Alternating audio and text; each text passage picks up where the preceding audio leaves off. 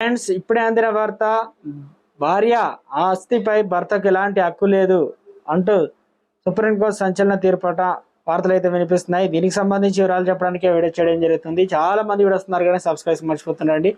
దయచేసి channel subscribe చేసుకొని bell icon all పైన ట్యాప్ చేయండి. ఇటువంటి ఇంపార్టెంట్ ఇన్ఫర్మేషన్ మిస్ అవ్వకుండా మీ ఫోన్ నోటిఫికేషన్ రూపంలో వస్తుందండి. చాలా మంది చూస్తున్నారు కానీ లైక్ చేయడం లేదండి. దయచేసి లైక్ చేయండి. ఇన్ఫర్మేషన్ అందరూ రీచ్ చేసిన మహిళా హక్కులకు సంబంధించి సుప్రీంకోర్టు కీలక తీర్పు ఇచ్చింది. భార్య ఆస్తిపై భర్తకు ఎలాంటి హక్కు లేదని కోర్టు అయితే పేర్కొంది. అంటే భార్య ఆస్తిపై భర్త ఎలాంటి హక్కు పొందలేడు. కష్టకాలంలో భర్త ఖచ్చితంగా భార్య ఆస్తిని శ్రీదాన్ని ఉపయోగించుకోవచ్చు అంటే కోర్టు పేర్కొంది. కానీ అది భార్యకు తిరిగి ఇవ్వడం భర్త యొక్క నైతిక బాధ్యత అవుతుంది. వివాహానంతరం శ్రీదాన్ ఆస్తి భార్య భర్తలకు ఉమ్మడి ఆస్తిగా మారదని న్యాయమూర్తులు సంజీవ్ ఖన్నా, దీపాంక్ శంకర్ దత్తతో కూడిన ధర్మాసనం అయితే పేర్కొంది. ఆస్తిపై భర్తకు ఎలాంటి యాజమాన్యం లేదు, పరస్పర విశ్వాసం ఆధారంగా వివాహం జరుగుతుందని సుప్రీంకోర్టు పేర్కొంది. ఈ కేసులో తీర్పు వెల్లడిస్తూ సుప్రీంకోర్టు ఈ వ్యాఖ్యలు అయితే చేసింది.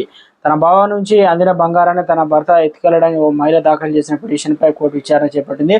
బంగారానికి బదులుగా భార్యకు 25 లక్షలు చెల్లించాలని భర్తను కోర్టు అయితే ఆదేశించింది. మహిళ ప్రకారం వివాహ సమయంలో ఆమె తన కుటుంబం నుండి 89 బంగారం నాణ్యాలను బహుమతిగా పొందింది. పెళ్లైన తొలి రాత్రే భార్య నగలని భర్తగా ఎత్తుకెళ్లాడు. ఆ నగలను భద్రంగా ఉంచుతాననే పేరుతో తల్లికి అప్పగించాడు. ఇక తన భర్త అత్తగారు నగలను తారుమారు చేశారని మహిళ ఆరోపించింది. అప్పు తీర్చేందుకు మహిళలు నగలు అమ్మేశాడు. ఆ వివాహానంతరం మహిళ తండ్రి 2 లక్షల చెక్కును ఆమెకు తండ్రి అయితే ఇచ్చాడు. శ్రీధన్ భార్యాభర్తల ఉమ్మడి ఆస్తి కాదని జస్టిస్ ఖన్నా, జస్టిస్ దత్తతో కూడినటువంటి ధర్మాసనం స్పష్టం చేసింది. భార్య ఆస్తిపై భర్తకు ఎలాంటి హక్కు లేదు.